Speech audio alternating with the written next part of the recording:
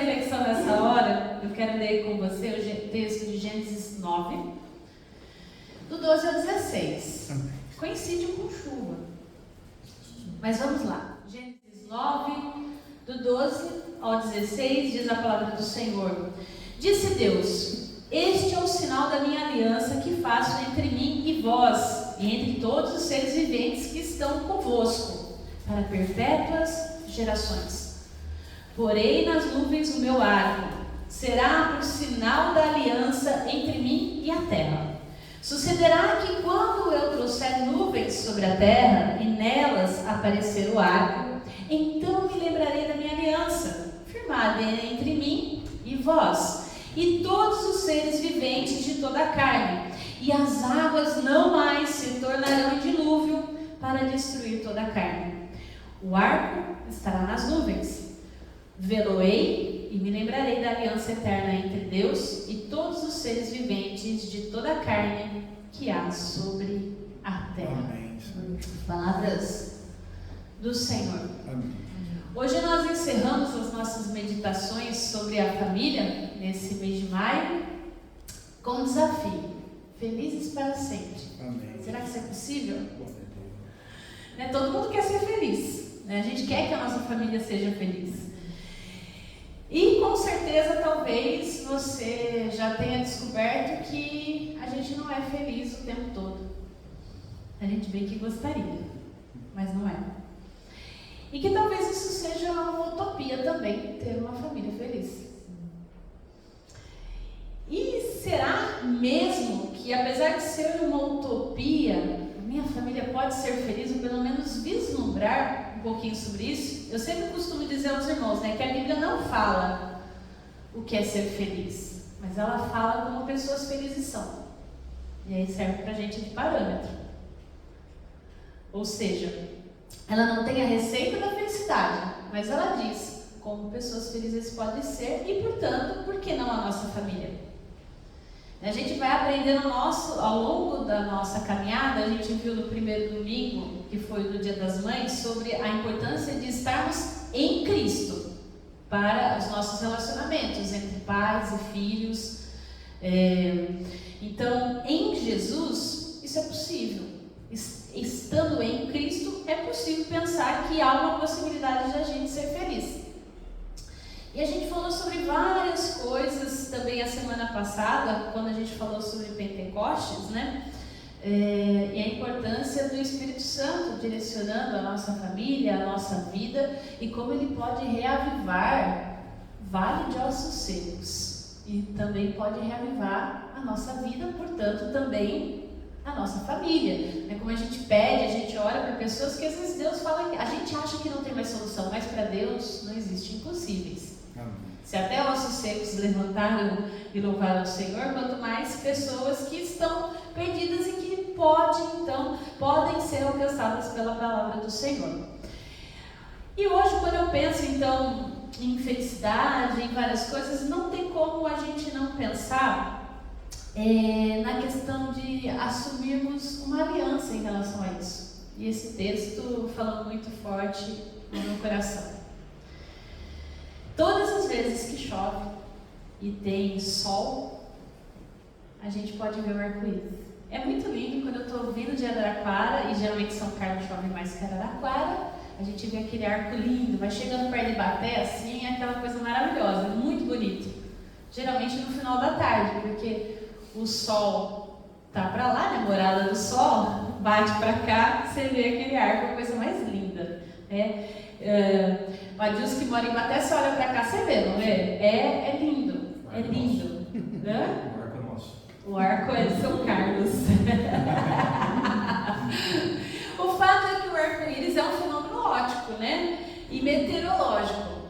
Vamos pensar, né? Que separa a luz do sol do seu aspecto e faz aquelas faixas nas gotas de água. Ok, não estou aqui para explicar o arco-íris para você, né? Mas só para a gente pensar. É um arco multicolorido. É lindo. Mas ele é mais do que um arco vermelho no seu exterior, com violeta no interior, que tem uma sequência de cores aí, né? Laranja, amarelo, vermelho, azul, anil, violeta. É mais do que isso. Ele é espetacular. Ele é espetacular, mas Ele traz para a gente algo que é muito importante. Eu sempre falo, Deus é pedagógico.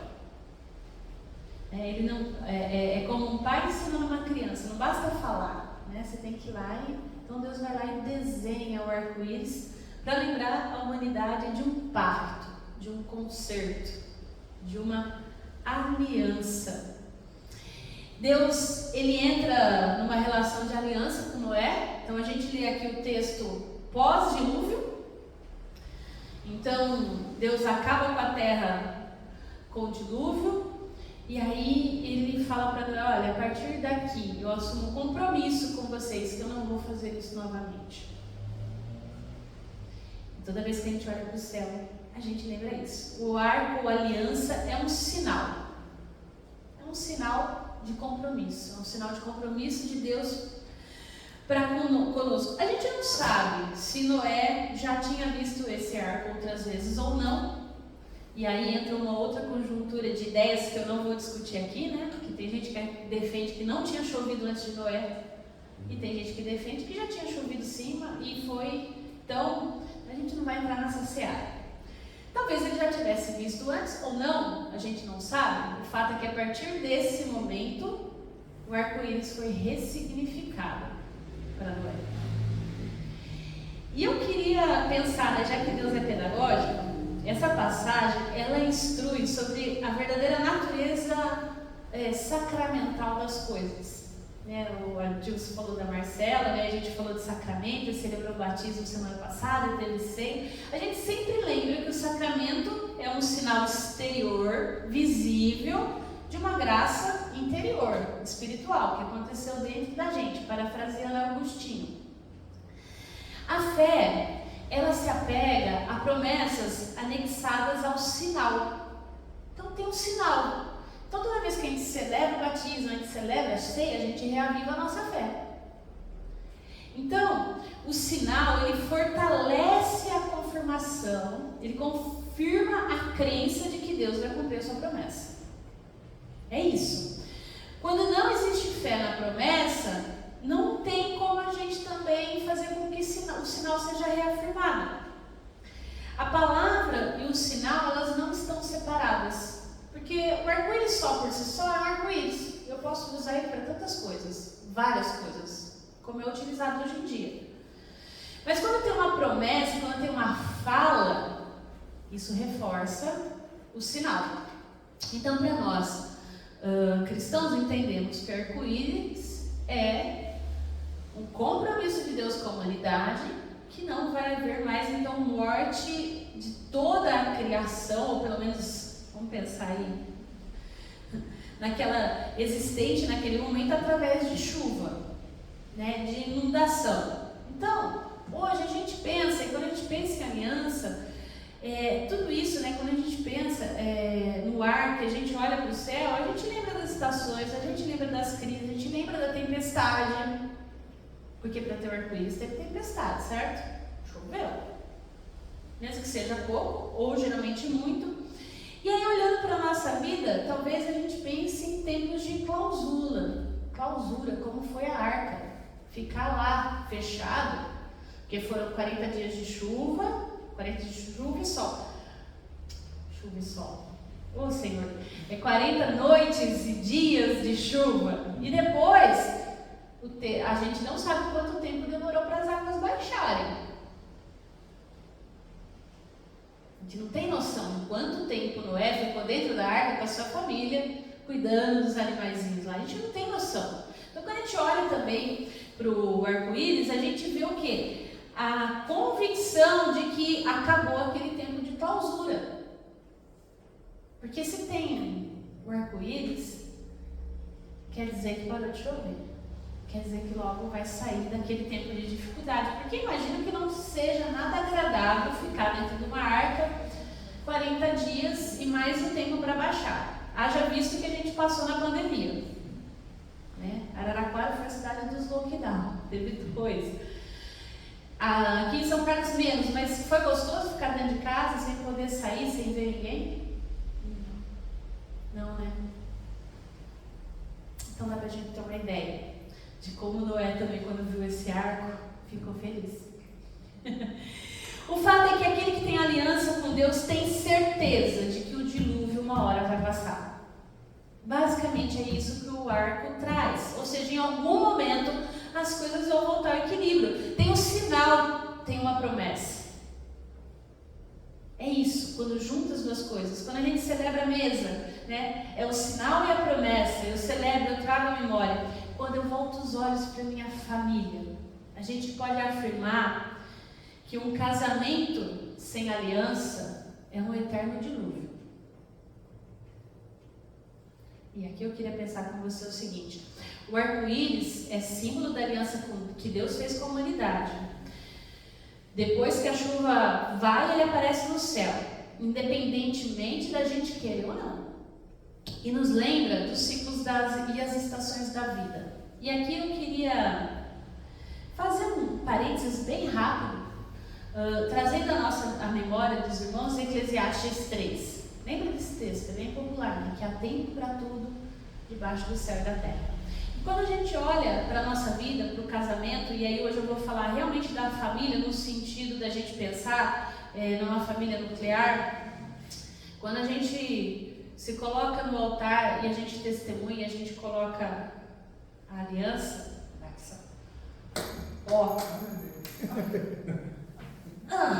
e a gente vem aqui na frente do pastor, da pastora, e a gente assume um compromisso diante de testemunhas. Mas esse compromisso é assumido com Deus, diante das testemunhas. E a aliança que a gente usa é um sinal da promessa que a gente fez diante dessas testemunhas e diante de Deus. Basicamente é isso. A gente sabe que tem gente que não pode usar aliança porque trabalha em locais insalubres que não pode, tá? Mas basicamente é isso, só para vocês entenderem o que eu quero dizer com a ideia do símbolo e da promessa, porque é tão importante para a gente. Porque quando a gente olha para a nossa vida, e é o que eu falo de Eclesiastes 3, que existem ciclos na vida familiar inclusive, estações, né? A gente pensa, tem tempo de nascer, tem tempo de morrer, tem tempo de plantar, tem tempo de arrancar o que se plantou. Para quem nasceu é impossível não morrer, esse é o ciclo da vida. Para quem nasceu, cresceu, é impossível não ficar velho. A não ser que Deus leva antes, mas o fato é que a gente tem muitas coisas na vida que são ciclos. A gente tem estações da vida, né, de morte, de vida, de coisas que a gente não gostaria, de doença, de problema no que diz respeito à saúde. E a gente tem as estações das emoções. Tempo de curar, tempo de chorar, tempo de rir, tempo de prantear, tempo de celebrar. A gente tem as estações das iniciativas, né? Tempo de espalhar pedras, tempo de ajuntar pedra, tempo de abraçar, tempo de se conter, tempo de guardar, tempo de jogar fora, né? Tempo de rasgar, tempo de costurar, tempo de falar e tempo de se calar. Pensando na família também, a gente tem a estação dos relacionamentos. Tem tempo para amar e tem tempo para aborrecer. Tem tempo de guerra e tem tempo de paz. O ciclo começa com o nascimento e, se você prestar atenção, não se dirige para a morte, se dirige para a paz. Ela começa com o tempo de nascer, porém a morte não é a última estação. A morte é parte do ciclo, mas não é o seu destino. O destino de Noé não era a morte, era a paz. Depois de cada estação vem paz e não morte. E aqui eu fecho essa reflexão básica, pensando em Eclesiastes. Quando a gente pensa na nossa família, no altar nasce uma família, para viver em paz. Quando a gente pensa em felicidade, então, a paz é um sinal dela. Quando não existe paz, não existe, pode ser que não exista felicidade naquele momento, mas esteja acontecendo várias coisas e Deus vai operar através daquela situação. Mas para quê? Qual é o objetivo final? Paz. Quando a gente pensa na família que se forma, uma nova etapa do projeto de Deus para aquele casal é o quê? Viver em paz, ter paz um com o outro. E diante das tempestades da vida, ir trabalhando e ir buscando o quê? Paz. Toda vez que a gente tem um problema na vida, por mais que você queira a solução, não sei se você já parou para pensar nisso, você não quer que a outra pessoa morra, pelo menos não deveria, né? Você quer o quê? Paz.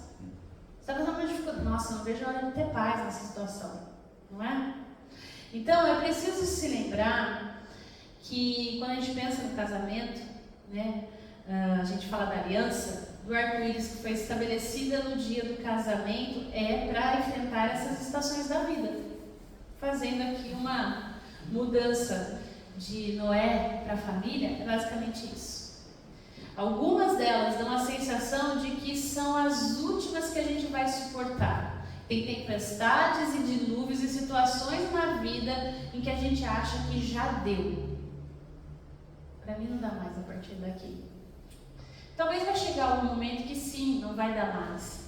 Mas o fato é que a palavra promete que além das nuvens há o sol, tem uma brecha para aparecer, para que a gente possa ver cores belas de novo. O nascimento, o reflexo do sol nas nuvens é um prenúncio de um nascimento do arco-íris. Então vão ter dificuldades, vão ter dilúvios, vão ter estações complicadíssimas. Mas se eu assumir uma aliança, essa aliança é promessa. Ela está implicada numa promessa. E já que a aliança é um acordo formal entre as partes envolvidas, o fato é que quando você faz uma aliança, tem alguns pressupostos.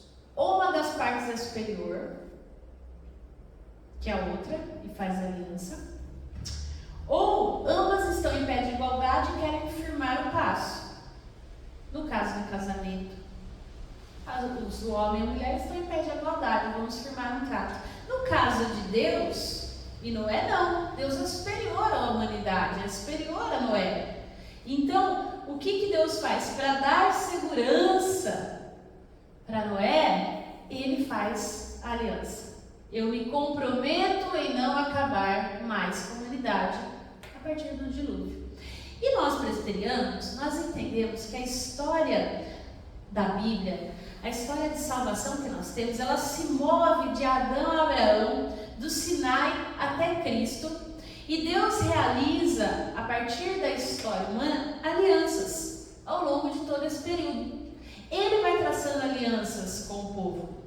A gente pode vislumbrar a aliança temporal das obras feitas com Adão em nome da humanidade, que tragicamente Adão quebrou, resultando em pecado e morte.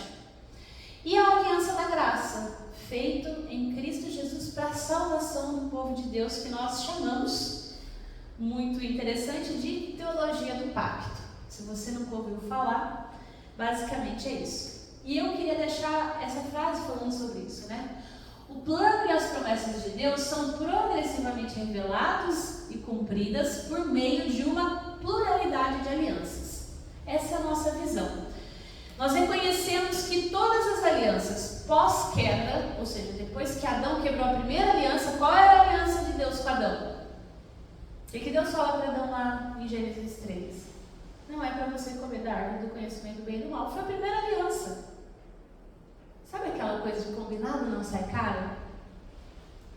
É o que o Adão faz? Quebra a parte dele. Então o primeiro pacto, ele é rompido. Então nós reconhecemos que todas as alianças pós-queda estão debaixo da graça de Deus. Porque Deus é misericordioso e gracioso. É por isso que a gente está aqui. Porque a primeira aliança a gente já quebrou. Por isso, o relacionamento, por exemplo, Israel e igreja é visto em termos de continuidade.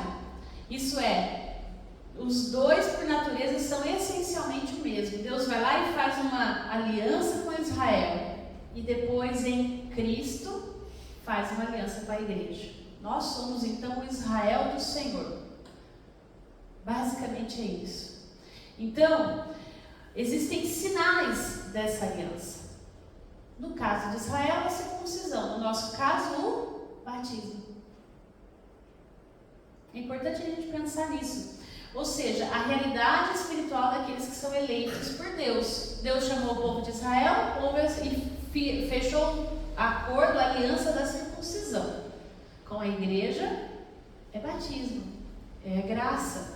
Ou seja, a aliança da graça de Deus com a humanidade, ela é definida então em Abraão, depois, que aí Deus chama um povo através de Abraão para ser o povo eleito, para demonstrar para todo mundo quem é esse Deus de aliança, esse Deus de promessa. Essa aliança é reforçada posteriormente com Moisés, através da lei. E ela tem a sua continuidade nos profetas. E ela atinge o clímax na encarnação de Jesus Cristo. Essa é a nossa forma de entender a história da salvação. Quando Cristo representa todo Israel, seja Israel o povo, ou seja a igreja. E ele cumpre todas as exigências da aliança que Deus faz. Porque Adão não conseguiu cumprir. A gente, como ser humano, não consegue cumprir. Então, Jesus toma na cruz e cumpre todas as exigências. Lembre que Deus é superior ao ser humano. Ele é Deus, Ele é o Eterno, Trino, Deus Pai, Filho e Espírito Santo, Criador de todas as coisas. É Ele que, então, toma sobre si, na cruz de Cristo, toda a maldição. Tudo aquilo que a gente não cumpriu nas alianças. Então, somente Cristo pode garantir a nossa salvação. E é somente nele que todas as alianças que estão na Bíblia são cumpridas. É muito particular isso para nós. Por isso a gente pode dizer que a nossa caminhada não termina na morte, e sim na paz. Porque o objetivo da aliança é o quê? Em Cristo nós temos paz com Deus.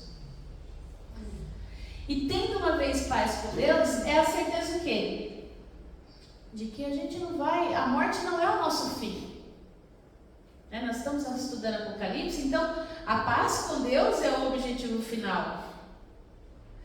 E aí, voltando na ideia do casamento, Tim Keller, no seu livro O Significado do Casamento, afirma que a aliança no casamento cria um tipo específico de vínculo relacional íntimo e pessoal maior do que qualquer relação meramente legal e comercial.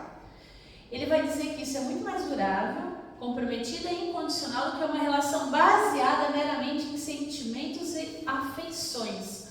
A relação da aliança marital é uma combinação extraordinária de lei e amor. Ele afirma ainda que a relação de aliança não é íntima, apesar de ser legal. É uma relação mais íntima porque é legal. E a disposição de entrar numa aliança de compromisso não reprime de maneira nenhuma o amor. Então uma coisa não exclui a outra, né? Uma promessa matrimonial de que o seu amor está à altura do casamento em si mesma, um ato radical de abnegação, porque eu abro mão de mim em detrimento do outro. Então, quando você vê os votos de casamento, eles não são uma declaração de amor presente, como muita gente pensa. Na verdade, é uma promessa de amor futuro. Os votos no casamento não são uma promessa para aquele momento, é uma promessa para o futuro. Qual foi a aliança de Deus com Noé? Foi para aquele momento? Foi para o futuro. O voto, a aliança, o compromisso, a promessa é para o futuro. Nunca é para o presente. A aliança nos mantém no relacionamento quando os sentimentos acabam, quando eles esmorecem, quando a gente fica chateado, que a gente vai ficar. Se existe alguém, alguma coisa que pode acabar com a nossa alegria, é a nossa família. Vínhamos hoje conversando sobre isso, né? Os gatilhos que só a nossa família sabe como acionar, porque foram justamente eles que colocaram lá. Sabe aquelas palavras que parece que é assim, né? Vai lá, põe a faca e dá aquela virada que dói. Só a família sabe fazer isso, como ninguém. Pai, mãe, esposa. Uma capacidade incrível de machucar o outro. São os vestígios de morte que a gente carrega e que a gente vai carregar eternamente. O fato é que tem gente usando mais esses gatilhos e esses vestígios de morte do que fazendo referência, lembrando da aliança que foi realizada no altar. E aí chega uma hora que uma hora realmente acaba com a aliança, acaba com a promessa, acaba com tudo. Então, é muito importante a gente pensar se a gente está falando então que a aliança precisa trazer paz diante da vida, e se o fim de tudo é a paz, a gente tem que pensar na paz em cada estação da nossa vida. Já diria a palavra que a paz é o árbitro no nosso coração. Então, como a gente pode experimentar de tal paz em cada estação? Porque nós contamos assim com Deus diante de tudo isso, diante de tanta dificuldade, nos tempos e nas estações da nossa vida. Já que o que Deus faz é bom, Ele é misericordioso. O fato é que tudo no tempo dele é muito mais prazeroso e plausível. É importante a gente pensar que existe medo nas relações familiares, porque já que a pessoa que está ali sabe como atingir a gente, às vezes eu tenho medo, e o medo não é algo bom. A palavra diz que o perfeito amor lança fora todo o medo. Então, diante das situações da nossa vida em que a gente muitas vezes nos questiona, então nós precisamos de paz para entender cada estação que nós estamos passando, seja dentro do casamento, seja nos nossos relacionamentos familiares, porque aí aqui eu estou pensando também nos relacionamentos pais e filhos, que a gente já falou, no nosso relacionamento com quem a gente tem orado, com quem a gente tem clamado, para quem a gente tem pedido, para que o Espírito Santo ressuscite, porque a pessoa está igual àquele vale de ossos secos. A gente precisa viver com a certeza de que o arco-íris depende apenas da posição onde a gente está. Lembra que eu falei no começo? Quando eu estou vindo de Araraquara, eu vejo arco-íris. Mas se você estiver do lado da chuva, você não vai ver. E se o arco-íris então é promessa, remete a gente a uma aliança, talvez a gente precise entender que a gente esteja numa estação da nossa família, da nossa vida, que talvez eu não vou ver arco-íris agora, porque eu estou no momento da chuva, as coisas estão difíceis, parece que, olha, Gisele, você está falando aí, mas para mim já não dá mais. Eu já passei dessa fase de ter esperança, eu já fui muito machucado, eu estou cansado. Não dá mais. É importante a gente pensar que tem um outro ensinamento de Eclesiastes sobre o arco-íris, que é melhor ter companhia do que estar sozinho. Né? Então, tem um cordão de 3 dobras que é difícil de romper. A gente precisa buscar em Deus. Se Ele é aquele que aquele que testifica a aliança, se a aliança foi feita diante desse testemunha, se Ele é para Ele que a gente prometeu, é nele que eu preciso buscar refúgio, para que a aliança possa realmente ser cumprida nesse momento de dificuldade. Porque se eu preciso estar em Cristo, eu preciso buscá-lo, para que estando em Cristo, toda a crise acabe, porque uma hora ela acaba. As dificuldades, os problemas, as estações, elas somam apenas 10% do que acontece no casamento, para o bem ou para o mal, para a crise ou para a oportunidade. Os outros 90% dizem respeito, como o casal se relaciona entre si e com Deus. Existe respeito? Existe tremor diante do Senhor? Porque se não existir, esses 10% das dificuldades, das tempestades, vai destruir a família. Fato. Então, o maior risco de um casamento é a gente achar que a gente tem alguém com quem dormir, com quem trabalhar, com quem ganhar dinheiro, e que nós somos invencíveis juntos. Tudo vai dar certo porque a gente está junto. São 2 dobras só. Uma hora, um lado quebra, porque se um ficar doente, não vai trabalhar. E se o outro sofre um acidente e não pode mais fazer as coisas como fazia antes, como é que vai ser? Por isso que um cordão de 3 obras é diferente. Se Deus está na equação do casamento, da família, é outra história.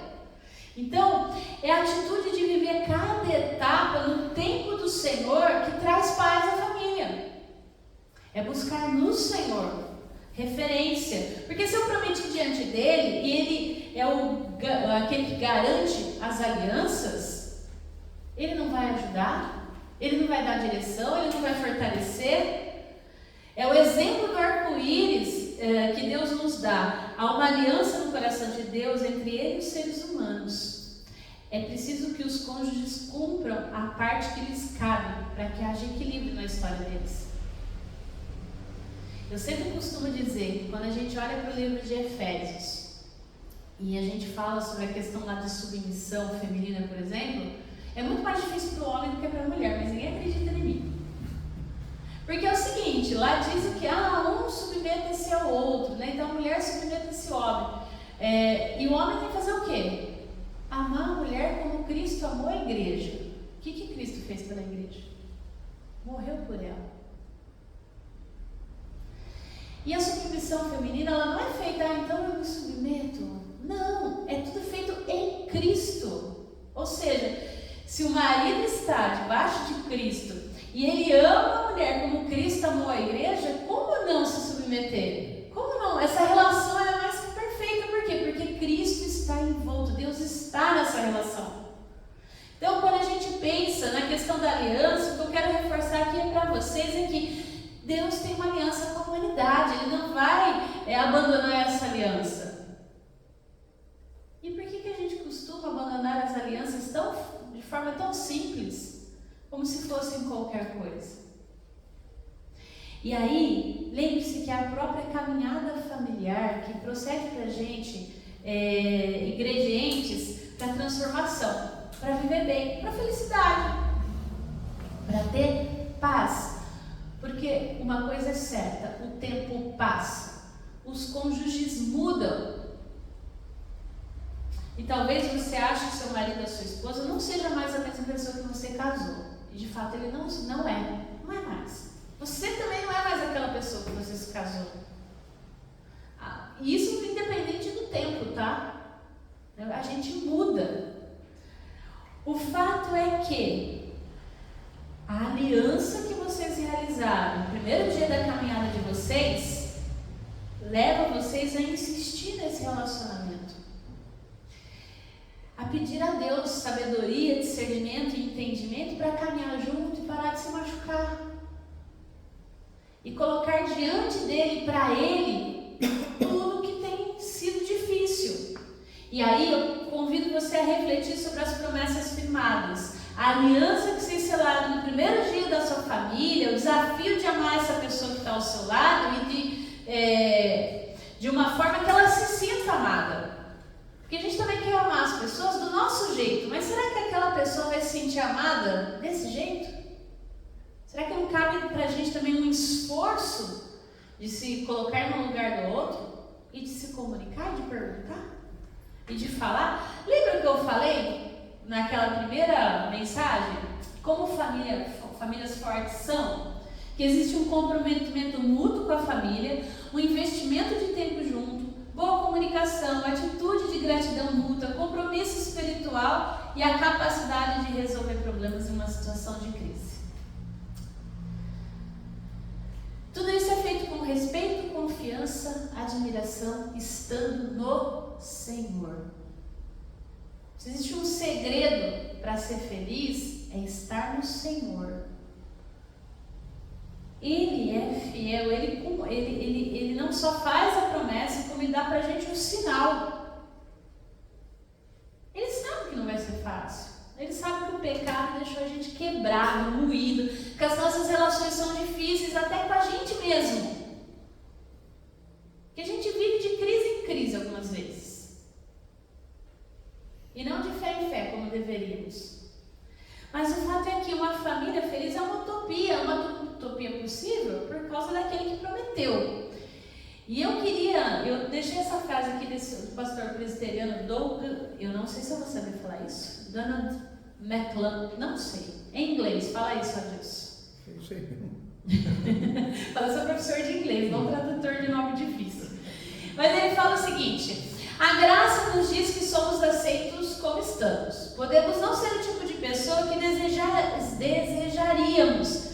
Podemos estar muito distante dos nossos objetivos. Podemos contar mais fracassos do que realizações. Podemos não ser ricos, poderosos ou espirituais. Podemos até mesmo não ser felizes.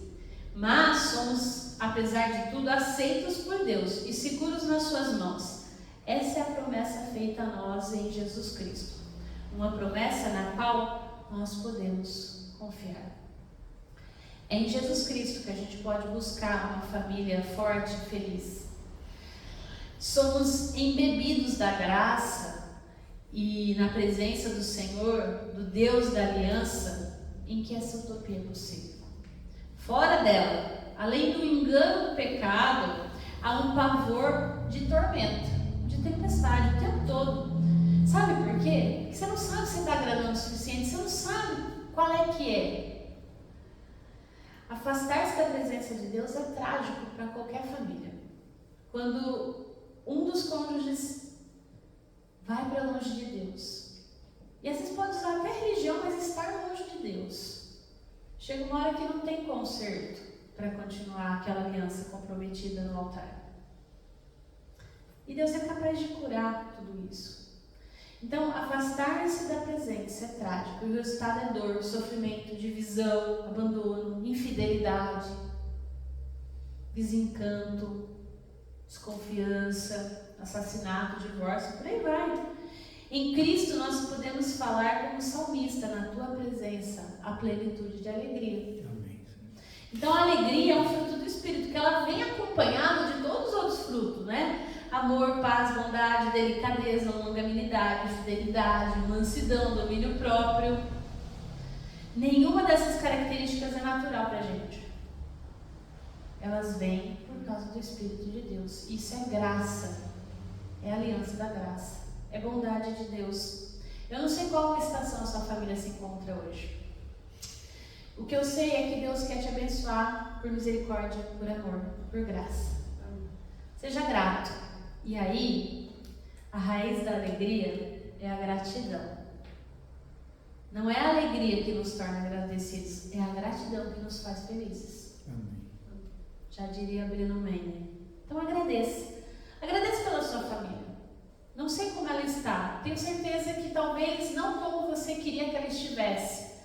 Talvez não esteja como você fez os votos diante do pastor, da pastora, quando você se casou. Mas que independentemente de como ela esteja, creia que Deus pode fazer grandes coisas. Que Deus te fortaleça, que Deus te dê paz acima de tudo e te dê a direção, para que você possa viver feliz e para que você possa experimentar essa paz que excede todo entendimento na sua casa. Dizer: eu ainda não formei minha família. Tô ensaiando, tô pensando. Olha, na verdade não tem ninguém ainda em vista. Peça para o Senhor já. Eu lembro que uma vez a mãe de um amigo meu disse para mim assim: eu tô orando pela minha nora. E eu lembro que eu olhei assim, tipo, que eu saco, ele não namora, não, né? Mas para aquela que Deus vai mandar. E agora que a gente está no Desperta Débora, a gente entende isso, né, mas de orar para aquelas pessoas que os nossos filhos ainda não vão ter relacionamento, né? Hoje é aniversário da Esther, e hoje eu oro para Deus, para que Deus abençoe as escolhas que ela fará na vida dela, né? Onde ela vai estudar, quem ela vai namorar. Hoje eu entendo o peso dessa oração, né? E a gente às vezes não se dá conta, e a gente pensa só quando a gente está ali, que realmente as coisas são possíveis e visíveis. Mas Deus é um Deus de promessas. Às vezes a gente não vê, a gente não entende, mas Ele dá um sinal pra gente. Você está lá planejando a sua vida, você tem a sua profissão, de repente, não estou namorando, não vejo ninguém em vista. Olha para Deus já abençoar o futuro casamento, dizendo: eu não quero casar. Que Deus te dê sabedoria e discernimento nisso, porque realmente o casamento não é para todos. E tudo bem, Paulo já diria, né, conselho de Paulo, viu? Ó, se você puder, fique como eu. Mas se não puder, case, né? E todo mundo fala, né? Eu lembro até hoje o reverendo Andrés, quando ele nem tinha perspectiva de casar, né? Ele falou assim, todo mundo vem cobrar para mim família, mas se for ver, a Bíblia fala que é para eu não me preocupar com isso, para eu servir na obra do Senhor. E eu falo, é verdade isso. E às vezes a gente pensa, né? Porque a gente cria uma modalidade, mas independentemente daquilo que Deus tem para você. Talvez você não vai ser a pessoa que vai se casar, mas você vai ser aquele que vai ajudar a cuidar dos pais na velhice. Ou de repente Deus tem um outro chamado, uma outra vocação para a sua vida que não é a família, que você possa fazer isso com a certeza de que Deus está com você. Para que você tenha paz fazendo isso. Porque tem muita gente que, não encontro ninguém, eu vou fazer tal coisa, mas não está feliz com aquilo. Não é grato. Não é grato porque eu queria ter casado. Então que a gente encontre gratidão no meio do nosso caminho. Porque se Deus prometeu, Ele é fiel para cumprir todas as suas promessas. E é isso que eu queria chamar, o Dioraci vai nos orientar nesse cântico, para lembrar que Deus é um Deus de promessa, que Ele cumpre o que Ele promete. Ele prometeu para Noé que não acabaria novamente com a terra com chuva. E em Cristo nós temos a promessa esperançosa de que Ele voltará novamente e que, como a gente tem visto Apocalipse, não é essa a promessa que está lá. Então que você cante essa canção como uma oração, que seja uma oração por você e pela sua família. Depois nós vamos orar.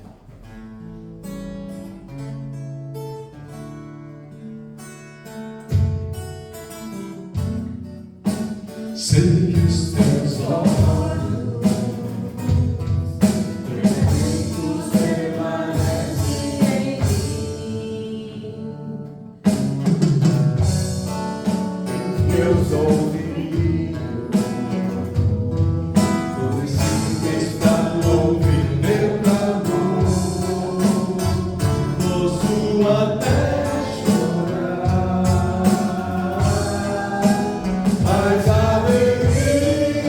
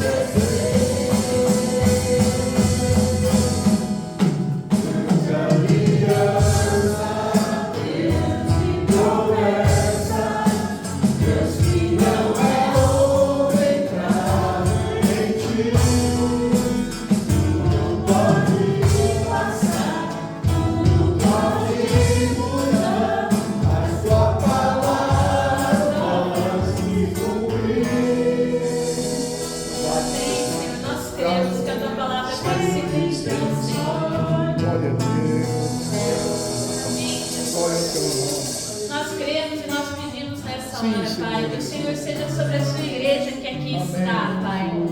O Senhor é Deus de aliança, o Senhor nos ensina, nos mostra, Pai, através da promessa, através dos sinais, que nós podemos confiar no Senhor. Sim, meu Deus. E assim, Pai, nós caminhamos ao longo da nossa vida. É verdade. E assim nós colocamos diante de Ti nessa hora a nossa família, Senhor. Amém, Jesus. Depositamos diante de Ti, Senhor, quem nós somos, nossos cônjuges, ó Pai, nossos filhos, nossos netos, ó Pai, nossos irmãos, irmãs, todos aqueles, ó Pai, que fazem parte do nosso ciclo familiar. Amém. E clamamos, ó Deus, vem com graça, Vem, vem com Senhor. misericórdia, restaurando as famílias. Sim, meu Deus. Nos conscientizando que sem o Senhor, É verdade. a nossa família não tem jeito mesmo. É no Senhor que encontramos refrigério, é no Senhor que encontramos descanso, é no Senhor que encontramos solução, Senhor. Amém. Vem sobre cada família aqui representada, ó Pai. Sim, meu Deus. Sobre cada problema que tem tirado o nosso sono, que tem, ó Deus, atrapalhado a nossa caminhada de fé. Pedimos, ó Deus, vem com cura Vem. sobre aqueles que estão doentes. Vem com restauração sobre aqueles que necessitam, ó Pai, reafirmar as suas vidas, reconstruir a sua história, Senhor. Vem, ó Pai, nessa hora, sobre cada coração, sobre aqueles que têm enfrentado dificuldades financeiras, ó Deus. Vem com sabedoria, discernimento, para que possamos fazer a boa gestão dos nossos recursos. Também agradecemos, ó Pai, pelos recursos, dízimos e ofertas depositados, ó Pai, aqui nessa igreja. Que o Senhor direcione esses recursos para a honra e glória do seu nome. Sim, meu Deus. Abençoa-nos, ó Pai. Pedimos, Senhor, pela tua igreja que aqui se reúne, nesse espaço, nesse lugar, que possamos, ó Deus, ser para São Carlos um lembrete da tua aliança. Amém, Jesus. Que nós possamos ser o sinal do seu reino aqui em Amém. São Carlos, ó Deus.